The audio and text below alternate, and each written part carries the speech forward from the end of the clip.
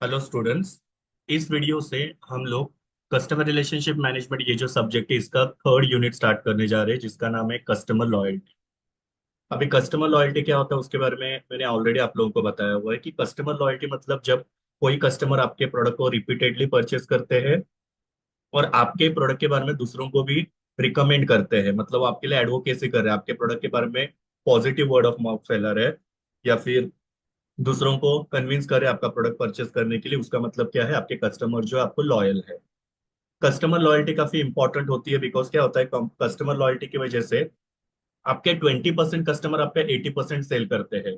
मतलब in short आपको कोई नए कस्टमर ढूंढने की जरूरत ही नहीं, जो आपके एग्जिस्टिंग कस्टमर से वही आपके लिए क्या करे, मैक्सिमम सेल करके दे रहे हैं। तो आपको नए कस्टमर बनाने की जरूरत नहीं, और नए कस्टमर बनाने की जरूरत नहीं, इसके लिए आपको ज्यादा प्रमोशन करने की जरूरत नहीं, तो आपका प्रमोशन का खर्चा भी वहां पे बच जाता है। सी, प्रोडक्ट का प्राइस कब बढ़ता है, जब उसके ऊपर जो कॉस्ट होता है वो ज्यादा लगता है।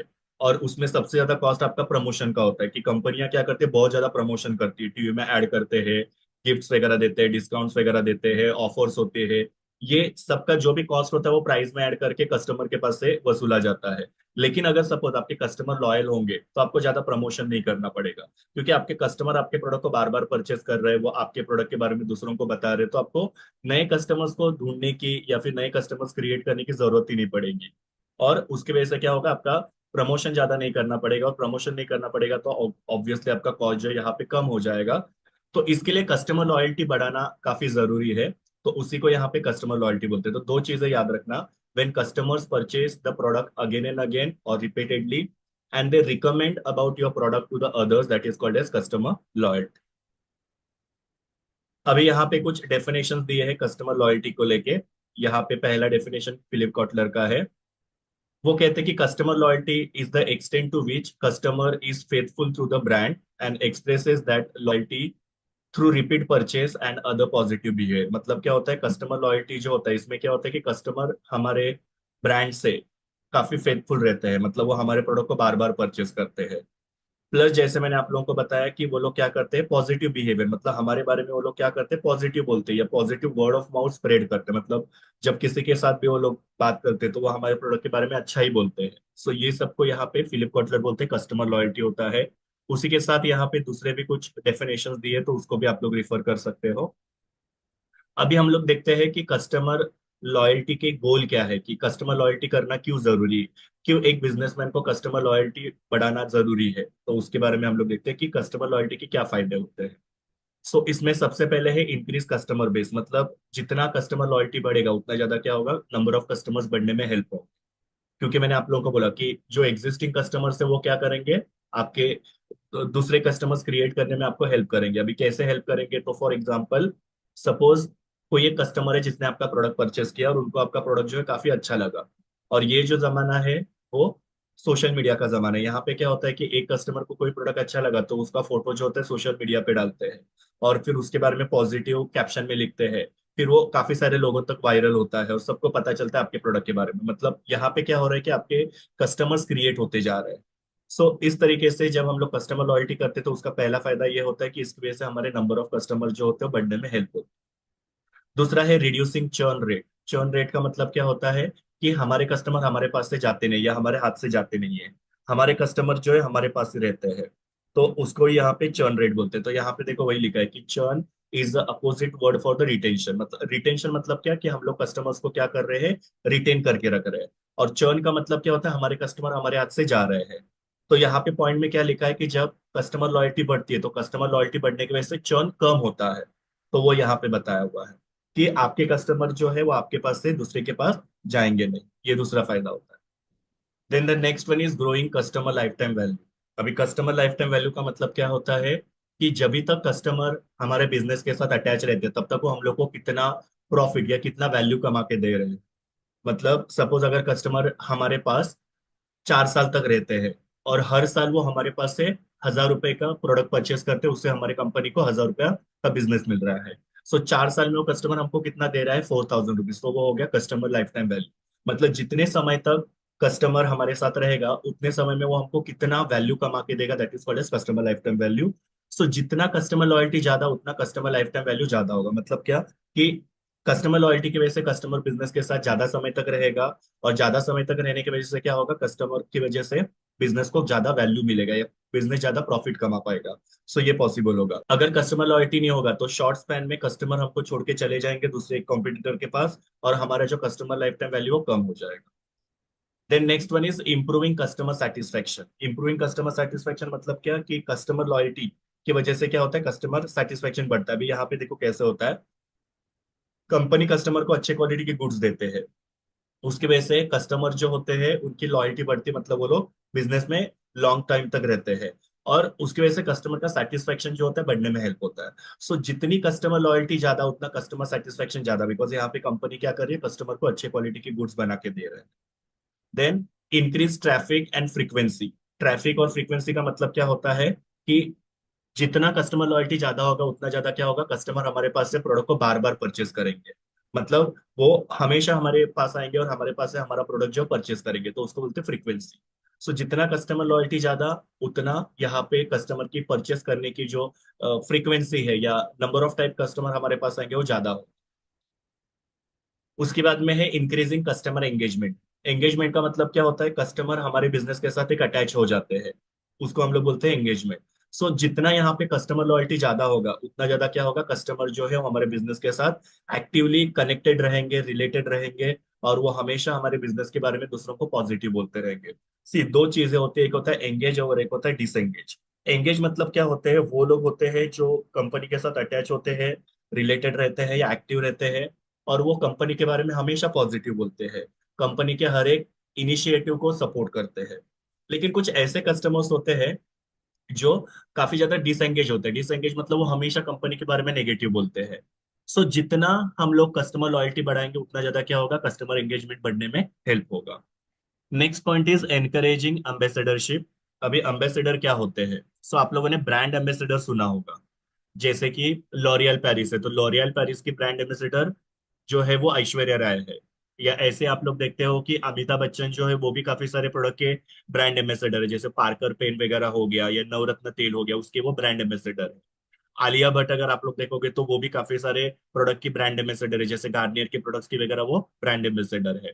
तो ऐसे ये जो हीरो हीरोइंस होते हैं या एक्टर एक्ट्रेसेस होते हैं वो लोग किसी ना किसी प्रोडक्ट के ब्रांड एम्बेसडर होते हैं। अब ये ब्रांड एम्बेसडर होते कौन है, तो ब्रांड एम्बेसडर जो होते हैं वो लोग प्रोडक्ट का एंडोर्समेंट करते हैं या कंपनी के लिए एंडोर्समेंट करते हैं। अभी ये एम्बेसडर या एंडोर्समेंट में क्या करते हैं, ये लोग कंपनी के प्रमोशन में पार्ट लेते हैं और कस्टमर्स को कन्विंस करते हैं वो प्रोडक्ट को परचेस करने के लिए। जैसे कि ऐश्वर्या राय का एग्जांपल ले लो। ऐश्वर्या राय जो है वो लॉरियल पेरिस के हर एक एडवर्टीजमेंट में दिखाई देती है। वहां पे वो क्या करती है, लोगों को कन्विंस करती है, प्रोडक्ट के बारे में पॉजिटिव बताती है, और वो प्रोडक्ट परचेस करने के लिए लोगों को मोटिवेट करती है।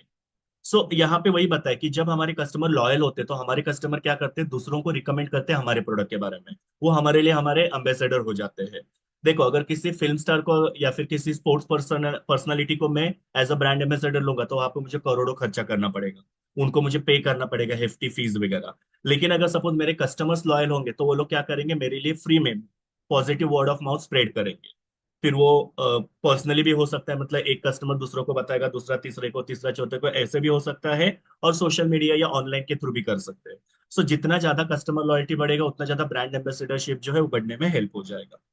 देन बूस्टिंग इंक्रीमेंटल सेल्स, मतलब कि कस्टमर लॉयल्टी की वजह से क्या होता है, कंपनी का जो सेल्स होता है बढ़ने में हेल्प होता है, कंपनी को ज्यादा रेवेन्यू मिलता है या फिर रिटर्न ऑन इन्वेस्टमेंट मिलने में कंपनी को हेल्प होता है। सो ब्रांड एम्बेसडर का एक और सबसे बड़ा इंपॉर्टेंट फायदा ये होता है कि इसकी वजह से कंपनी का सेल जो है बढ़ने में हेल्प हो जाएगा।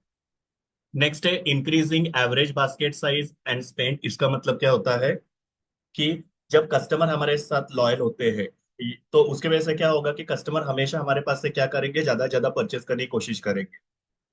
मतलब यहाँ पे कस्टमर का बास्केट साइज बढ़ रहा है, मतलब पहले कस्टमर शायद तक हमारे पास से एक ही प्रोडक्ट परचेस करते थे, अभी धीरे धीरे दो प्रोडक्ट, तीन प्रोडक्ट, चार प्रोडक्ट, और धीरे धीरे फिर कस्टमर क्या करेंगे, उनकी जितनी भी रिक्वायरमेंट है वो हमारे पास से ही वो फुलफिल करेंगे। तो यहाँ पे कस्टमर का बास्केट साइज बढ़ रहा है, मतलब डिमांड बढ़ रहा है, और कस्टमर काफी ज्यादा क्या करे, स्पेंड कर रहे हैं, और उसकी वजह से हमारी प्रॉफिटेबिलिटी जो है बढ़ने में हेल्प हो जाएगी। उसके बाद में है migration of lower value customer to higher value customer. मतलब जब कस्टमर हमारे साथ लॉयल होते हैं तो पहले शुरुआत में शायद तक वो लोग हमारे पास से लोअर वैल्यू के जो प्रोडक्ट है वो परचेस कर रहे हैं, मतलब छोटी मोटी चीजें परचेस कर रहे हैं।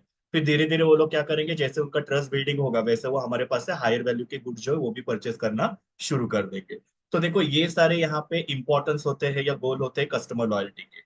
इसके लिए हर एक मार्केटर ने क्या करना चाहिए, कस्टमर लॉयल्टी बढ़ाने के ऊपर एम्फोसिस करना चाहिए। बिकॉज मैंने आपको जैसे बताया कि कस्टमर लॉयल्टी की वजह से आपको ज्यादा प्रमोशन नहीं करना पड़ेगा, और प्रमोशन नहीं करना पड़ेगा तो उसकी वजह से आप लोगों का कॉस्ट बच जाएगा। प्लस उसकी वजह से क्या होंगे, ये सारे जो बेनिफिट्स मैंने आपको बताया वो भी बेनिफिट्स यहाँ पे मार्केटर को मिल पाएंगे। जिसमें मैंने आप लोगों को बताया कि पहले तो नंबर ऑफ कस्टमर्स बढ़ेंगे, क्योंकि लॉयल कस्टमर आपके बारे में positive word of mouth spread कर रहे हैं, दूसरे भी कस्टमर्स को वो आपके बारे में बता रहे हैं, तो आपके कस्टमर यहाँ पे बढ़ते जा रहे हैं। दूसरा, आपके कस्टमर जो है वो आपको छोड़ के आपके कॉम्पिटिटर के पास नहीं जाएंगे। उसको बोलते हैं रिड्यूसिंग चर्न रेट। चर्न का मतलब छोड़ के चला जाना, तो यहाँ पे बोला रिड्यूसिंग चर्न रेट, मतलब हमारे जो कस्टमर हमारे पास से जा रहे हैं वो कम हो जाए। देन मैंने आप लोगों को बताया कि कस्टमर लाइफ टाइम वैल्यू बढ़ेगा। कस्टमर लाइफ टाइम वैल्यू मतलब मैंने आप लोगों को बताया कि जितने टाइम तक कस्टमर हमारे पास है या जितने साल कस्टमर हमारे पास है, उसके वजह से हम लोग को जो प्रॉफिट मिल रहा है या बेनिफिट मिल रहा है या वैल्यू मिल रहा है वो बढ़ते जाएगा। बिकॉज कस्टमर लॉयल्टी की वजह से ज्यादा से ज्यादा समय तक कस्टमर हमारे पास रहेंगे, और उसकी वजह से हमारा जो कस्टमर वैल्यू है वो बढ़ता जाएगा, या हमको कस्टमर की वजह से होने वाला प्रॉफिट जो है वो बढ़ते जाएगा।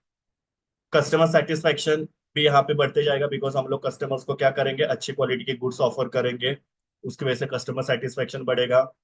देन कस्टमर हमारे पास से रिपीटेडली परचेस करेंगे, उसको बोलते हैं फ्रीक्वेंसी। सो जो ट्रैफिक है या फ्रीक्वेंसी वो बढ़ने में हेल्प हो जाएगी, मतलब बार बार कस्टमर हमारे पास से प्रोडक्ट को परचेस करेंगे।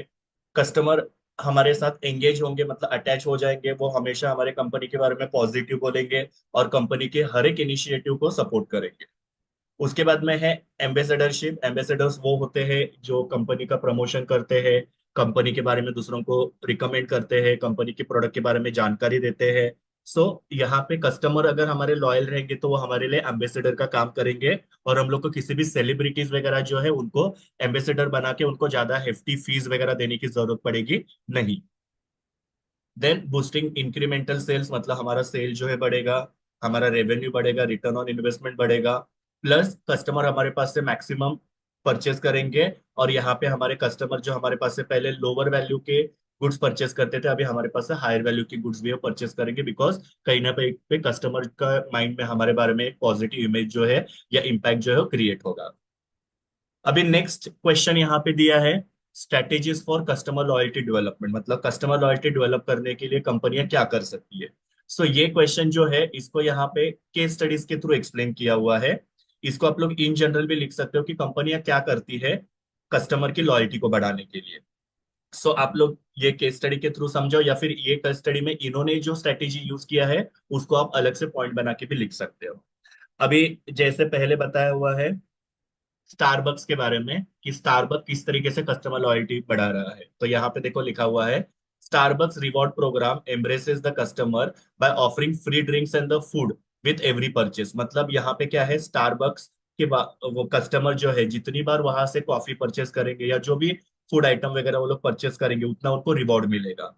रिवॉर्ड मिलने के बाद में पॉइंट्स उनको मिलते रहेंगे, वो पॉइंट को वो लोग क्या कर सकते हैं, एक लेवल के बाद में रिडीम कर सकते हैं, और रिडीम करने के बाद में उनको फ्री में कोई कॉफी वगैरह दी जाएगी या कोई ड्रिंक वगैरह फ्री में दी जाएगा, या फिर कोई फूड आइटम या पेस्ट्री या ऐसी कुछ तो चीजें उनको फ्री में दी जाएगी।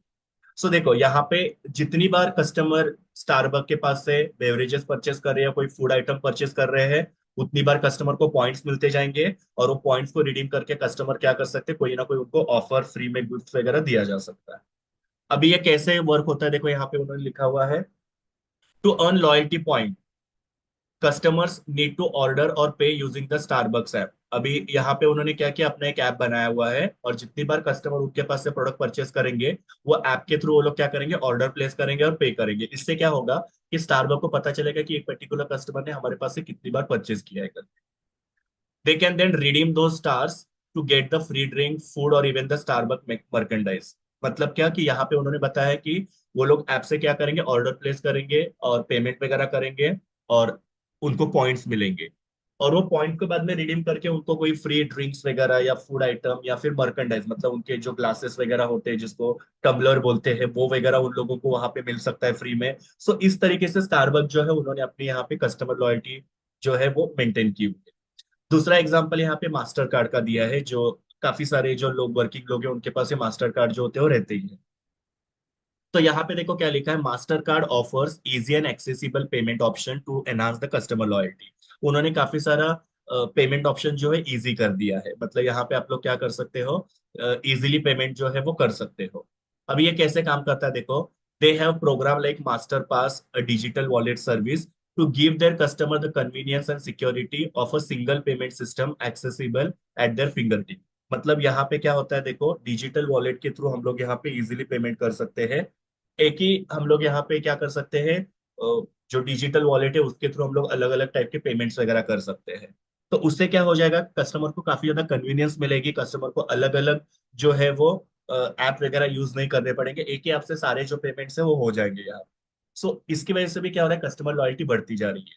यहाँ पे बेसिकली मास्टर कार्ड ने क्या किया हुआ है, कस्टमर को पेमेंट का ऑप्शन काफी ज्यादा इजी किया हुआ है। कस्टमर इजीली पेमेंट कर सकते हैं, हम लोग भी कहीं पे भी जाते हैं तो हम लोग क्या करते हैं, स्कैन करते हैं और तुरंत पेमेंट कर देते हैं, या फिर हम लोग उनका नंबर एंटर करते हैं, तो उससे भी पेमेंट जो होता है इजीली हो जाता है। और अलग अलग टाइप के पेमेंट या अलग अलग लोगों को हम लोग पेमेंट यहाँ पे कर सकते हैं। सो सर्विसेज इजी करने की वजह से भी क्या होती है, कस्टमर लॉयल्टी बढ़ती है, ऐसा उन्होंने यहाँ पे बताया हुआ है। देन थर्ड स्ट्रेटेजी यहाँ पे बताइए बेन एंड जेरी की। अभी यहाँ पे देखो बेन एंड जेरी किस तरीके से कस्टमर लॉयल्टी बढ़ा रहा है। तो यहाँ पे उन्होंने आइडिया बताया कि along with rewards like discount, Ben and Jerry's also advocate for social justice with unique flavor. Example, Save Our Swilt for the global climate movement. मतलब कि ये जो बेन एंड जेरीज है उन्होंने क्या किया हुआ है, कस्टमर को वो लोग डिस्काउंट तो देते ही है एज अ रिवॉर्ड, पर उसके साथ साथ उन्होंने एक कैंपेन शुरू किया है सेव अवर स्विल्ट करके, जो किसके बारे में है, ग्लोबल क्लाइमेट मूवमेंट है। मतलब यहाँ पे वो लोग क्या कर रहे हैं कि जो भी हमारे यहाँ पे क्लाइमेट के रिलेटेड प्रॉब्लम है या इन्वायरमेंट के रिलेटेड प्रॉब्लम है उसको कम करने के लिए उन्होंने इनिशिएटिव शुरू किया है। अब ये इनिशिएटिव किस तरीके से काम करता है देखो, with Ben and Jerry's reward programme customer get 10% off on every purchase and extra perks like free cones और इनसाइडर स्कूप।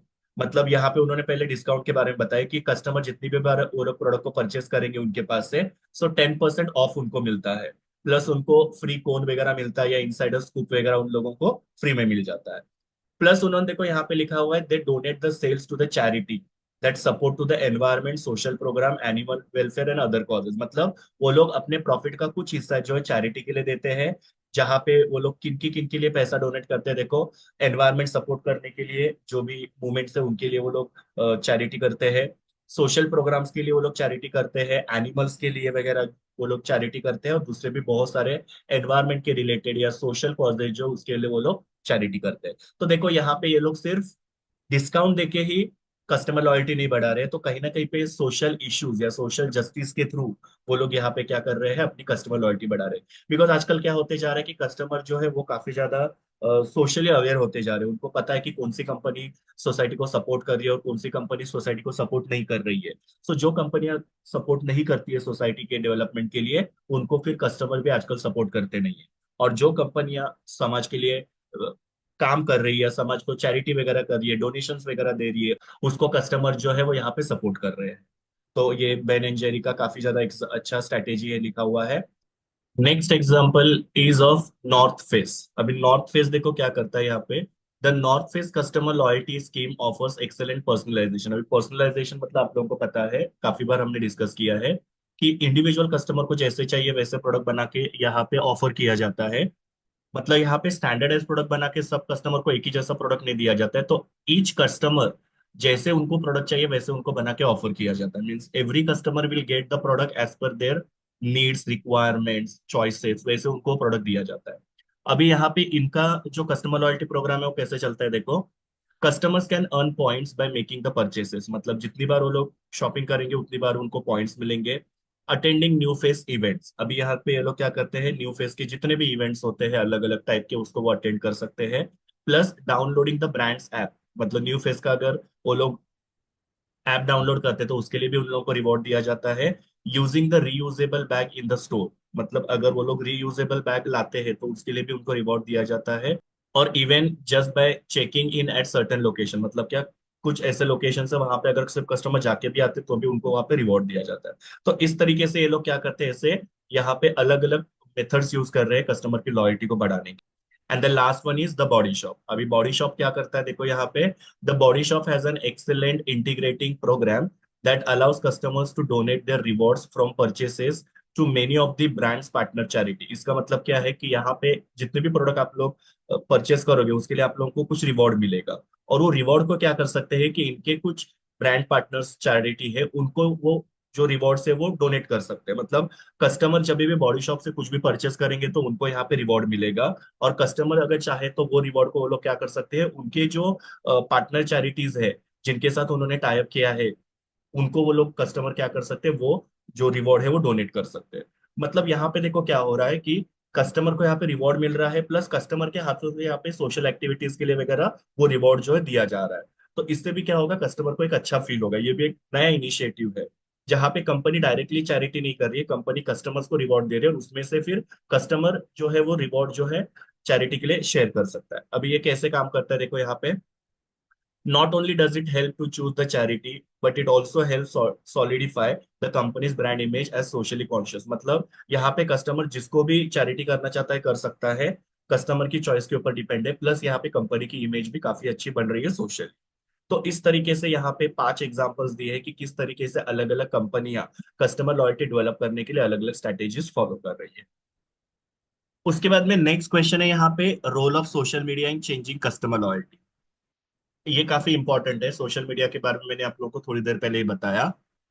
सोशल मीडिया जो है वो काफी इंपॉर्टेंट रोल प्ले कर रहा है आजकल। हर एक कंपनियां सोशल मीडिया पे एक्टिव होती जा रही है, और सोशल मीडिया का यूज करके कंपनी यहाँ पे कस्टमर लॉयल्टी चेंज करने में हेल्प कर रही है।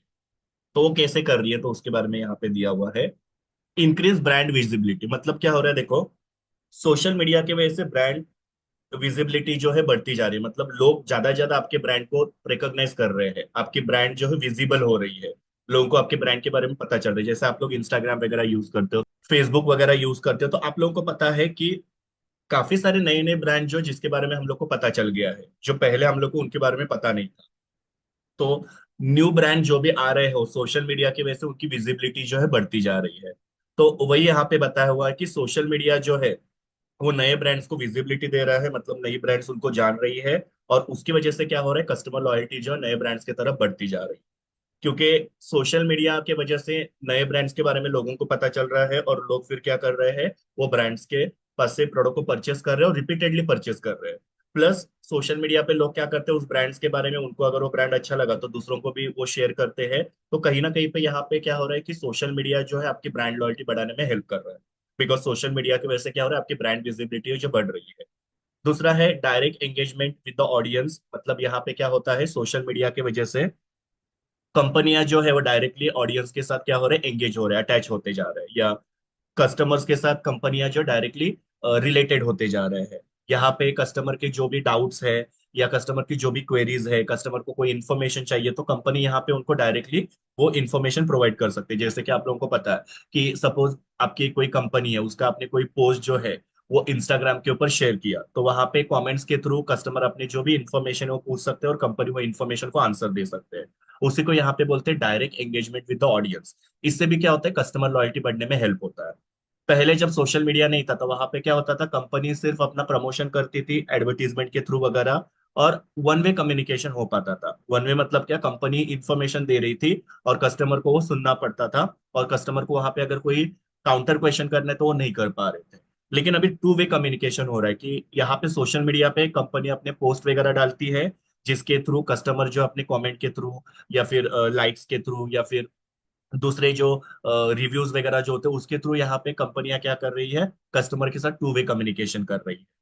सो यहाँ पे आपको याद रखना है कि सोशल मीडिया की वजह से कंपनी डायरेक्टली ऑडियंस के साथ कनेक्ट होती जा रही है, और यहाँ पे ऑडियंस जो है वो अपने जो भी क्वेश्चन है वो कंपनी को पूछ रहे हैं, कंपनी वो क्वेश्चंस को सॉल्व करती है, जिसकी वजह से भी कस्टमर की लॉयल्टी बढ़ने में हेल्प होती है।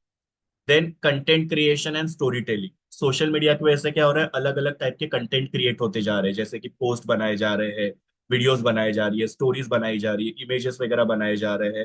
तो ऐसे अलग अलग जो कंटेंट क्रिएशन है और स्टोरी टेलिंग से वो सोशल मीडिया की वजह से पॉसिबल हो रही है। और ये सारा जो कंटेंट है इसकी वजह से क्या हो रहा है, कस्टमर की लॉयल्टी बढ़ने में हेल्प हो रही है, बिकॉज ये कंटेंट की वजह से आपका जो ब्रांड है वो काफी ज्यादा विजिबल हो रहा है, जैसे हमने फर्स्ट पॉइंट में देखा। सो उसकी वजह से क्या होता है कि कस्टमर फिर आपसे लॉयल होने शुरू हो जाते हैं। उसके बाद में है कम्युनिटी बिल्डिंग। कम्युनिटी बिल्डिंग मतलब जैसे फेसबुक वगैरह है तो वहां पे आप लोग कम्युनिटी बना सकते हो। कम्युनिटीज मतलब वहां पे ऐसे लोग होते हैं जो उस पर्टिकुलर ब्रांड को प्रीफर करते हैं या पसंद करते हैं।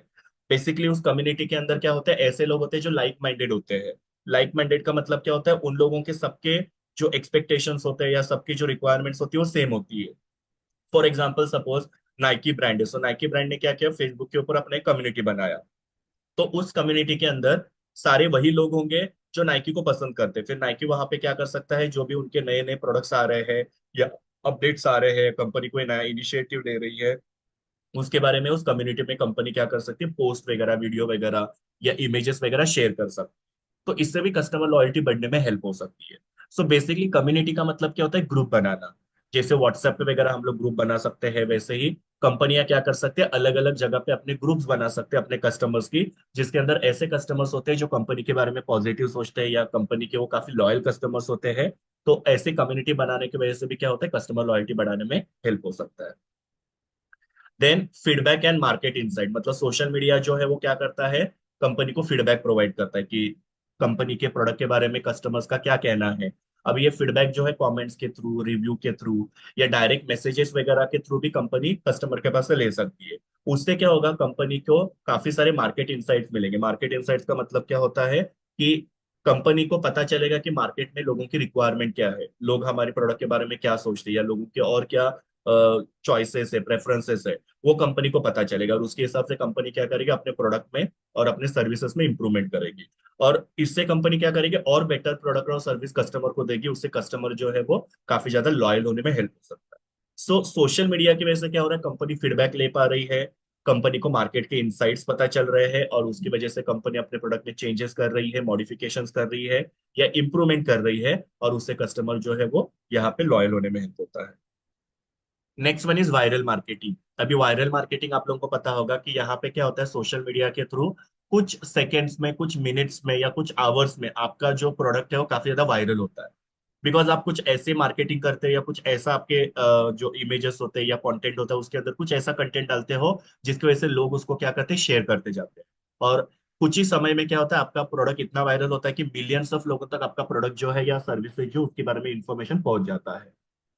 जैसे कि आप लोगों को पता होगा, गिबली इमेजेस करके एक इमेज का एक निकला हुआ है, उसका एक पर्टिकुलर ऐप भी है। वो उसमें क्या होता है कि आप लोग जो भी फोटोज डालते हैं उसको एक ऐसे कार्टून फॉर्म में वो बनाया जाता है। अभी अगर आप देखोगे तो एक ही दिन में कितने सारे लोगों के सोशल मीडिया पे, जैसे कि फेसबुक है या फिर उनका व्हाट्सएप वगैरह, वहां पे लोगों ने क्या किया, वो जो गिबली इमेजेस है वो बनाई और शेयर की। मतलब देखो कितने कम समय में काफी सारे लोगों तक वो जो गिबली इमेज वगैरह ऐप है उसके बारे में लोगों के पास इंफॉर्मेशन पहुंच गई। ये किसकी वजह से हुआ, सोशल मीडिया की वजह से। सोशल मीडिया की वजह से लोगों को पता चल गया कि ऐसा कुछ है करके, और हर एक जन ने उसको ट्राई किया, हर एक जन ने अपने एक एक फोटो क्या किया वहां पे गिबली इमेज में कन्वर्ट किया। सो ये पॉसिबल होता है सोशल मीडिया की वजह से। सोशल मीडिया में बहुत ही कम समय में आप लोग क्या कर सकते हो, बहुत सारे लोगों तक पहुंच सकते हो, और उसकी वजह से भी कस्टमर की लॉयल्टी जो बढ़ने में हेल्प हो सकती है। Then personalisation and targeting. Social media में क्या हो सकता है कि यहाँ पे पर्सनलाइजेशन मतलब हर एक कस्टमर के हिसाब से हम लोग कंटेंट क्रिएट करके उनको टारगेट किया जा सकता है। जैसे कि पर्टिकुलर कस्टमर है, उन लोगों को शर्ट्स वगैरह का एडवर्टीजमेंट देखना अच्छा लगता है, या फिर कोई एक्सेसरीज के ऐड देखना काफी अच्छा लगता है, तो सोशल मीडिया क्या करता है, अपना अल्गोरिदम के थ्रू वो फाइंड आउट करते हैं कि कस्टमर को क्या चाहिए, और वैसे रिकमेंडेशन फिर कस्टमर को जाते हैं। जैसे कि आपने अगर सपोज इंस्टाग्राम के ऊपर कोई शर्ट का एडवर्टीजमेंट देखा, फिर आप लोग देखोगे कि बार बार शर्ट के एडवर्टीजमेंट जो आपको आते हुए दिखाई देंगे। ये कैसे हुआ, तो सोशल मीडिया में अल्गोरिदम चलता है, वो अल्गोरिदम से उनको पता चलता है कि कस्टमर को क्या अच्छा लगता है, और फिर आपको वो प्रोडक्ट के बारे में रिकमेंडेशंस आते रहते हैं, बार बार आपको रिकमेंड होते रहेगा प्रोडक्ट। जैसे कि सपोज आपने कोई टूर वगैरह का प्लानिंग कर रहे हो, तो आपने कहीं पे एक टूर का इमेज देखा या वहां पे एडवर्टीजमेंट देखा आपने, फिर वापस से आपको थोड़ी देर के बाद में क्या आएगा, दूसरा ऐड आएगा टूर के बारे में, फिर तीसरा, ऐसे आपको कंटिन्यूअसली वो आते ही रहेगा। सो ये होता है पर्सनलाइजेशन या टारगेटिंग करना। ये भी किसकी वजह से पॉसिबल हुआ, सोशल मीडिया की वजह से। क्योंकि सोशल मीडिया की वजह से क्या हो रहा है, यहाँ पे कस्टमर को जो चीज में इंटरेस्ट है वो चीज वहां पे कस्टमर को दिखती है, और उसकी वजह से भी क्या होता है, कस्टमर लॉयल्टी बढ़ने में हेल्प हो जाता है। Then brand loyalty and advocacy. Brand loyalty मतलब क्या होता है, कस्टमर एक ही प्रोडक्ट को परचेस कर रहे हैं, और एडवोकेसी मतलब अपने प्रोडक्ट के बारे में दूसरों को बता रहे हैं। तो सोशल मीडिया की वजह से यहाँ पे कस्टमर की ब्रांड लॉयल्टी बढ़ने में हेल्प होती है, कि कस्टमर ने अगर एक प्रोडक्ट परचेस किया, उससे वो सेटिस्फाइड है, तो बार बार वो प्रोडक्ट को परचेस करेंगे। इसको बोलते हैं ब्रांड लॉयल्टी। प्लस वो लोग क्या करेंगे, दूसरों को भी ये प्रोडक्ट के बारे में बताएंगे। सो ये भी किसकी वजह से हो रहा है, सोशल मीडिया की वजह से। तो सोशल मीडिया की वजह से ब्रांड लॉयल्टी बढ़ने में हेल्प हो रही है, और लोग वो ब्रांड के बारे में दूसरों को एडवोकेसी कर रहे हैं, मतलब दूसरों को बताते जा रहे हैं। और उससे भी क्या होता है, कस्टमर लॉयल्टी बढ़ने में हेल्प होता है। Then data and analytics. Social media की वजह से क्या होता है, डेटा कलेक्ट करना और डेटा का एनालिसिस करना काफी इजी हो गया है। जैसे अभी मैंने आप लोगों को यहाँ पे 7 पॉइंट में बताया कि सोशल मीडिया क्या करता है, कस्टमर का डेटा कलेक्ट करता है। जैसे कि आपको पता है कि हम लोग कहीं पे भी अकाउंट क्रिएट करते हैं, तो हमारा हम ईमेल आईडी हमको देना पड़ता है, हमारे डेट ऑफ बर्थ देना पड़ता है। तो वहां पे वो लोग क्या करते हैं, हमारा सारा इन्फॉर्मेशन कलेक्ट करते हैं। प्लस हम लोग कौन से टाइप का कंटेंट देखते हैं, वो इन्फॉर्मेशन उनको पता चलता है, और उसके हिसाब से वो लोग क्या करते हैं, हम लोग को रिकमेंडेशन देते हैं। सो इससे भी क्या होता है कि कंपनी अपने ब्रांड वगैरह को जो है प्रमोट कर सकते हैं। मतलब जो डेटा यहाँ पे सोशल मीडिया कंपनी के पास आते हैं, उसके बेसिस पे वो लोग फाइंड आउट करते हैं कि कौन से टाइप के कस्टमर को कौन से टाइप का प्रोडक्ट अच्छा लगता है। वो प्रोडक्ट वहां पे क्या किया जा सकता है, कस्टमर को रिकमेंड किया जा सकता है। और उससे कंपनी की मार्केटिंग काफी ज्यादा सक्सेसफुल हो सकती है, और कस्टमर की लॉयल्टी बढ़ने में हेल्प होता है। And the last one is competitive advantage. Competitive advantage मतलब क्या होता है, कॉम्पिटिशन में सबसे आगे रहना। अभी सोशल मीडिया काफी इफेक्टिव होता है, जिसकी वजह से आपका ब्रांड काफी ज्यादा नोन हो जाता है, लोग आपके ब्रांड के बारे में जानते हैं, और उसकी वजह से आप कंपटीशन को फेस कर पाते हो। तो सोशल मीडिया है जिसकी वजह से कंपटीशन फेस करना एक छोटे छोटे बिजनेसेस के लिए भी काफी ज्यादा पॉसिबल हो गया है। सोशल मीडिया एक ऐसा माध्यम होता है जहां पे सिर्फ बड़े बिजनेसेस फेमस नहीं हो रहे हैं या पॉपुलर नहीं हो रहे हैं, या कंपटीशन को फेस नहीं कर पा रहे, तो छोटे छोटे बिजनेसेस भी यहाँ पे कंपटीशन को फेस कर पा रहे हैं। आप लोग देखते हो कि बहुत सारे ऐसे रिमोट एरियाज होते हैं, बहुत ऐसे इंटीग्रल एरियाज होते हैं, जहाँ के छोटे छोटे शॉप जो होते हैं वो आजकल सोशल मीडिया पे अपने वीडियोस डालते हैं, और वो काफी ज्यादा वायरल होते हैं। मतलब वो लोग क्या कर रहे हैं, बड़े बिजनेस के कंपेयर में कंपटीशन को फेस करने की कोशिश कर रहे हैं। सो इस तरीके से सोशल मीडिया की वजह से कंपनियां जो है वो कंपटीशन को फेस कर रही है, और कस्टमर की लॉयल्टी यहाँ पे बढ़ने में हेल्प होता है। तो ये सारे मैंने तरीके बताए कि किस तरीके से कंपनी जो है वो सोशल मीडिया का यूज कर सकती है, और कस्टमर की लॉयल्टी यहाँ पे बढ़ाई जा सकती है।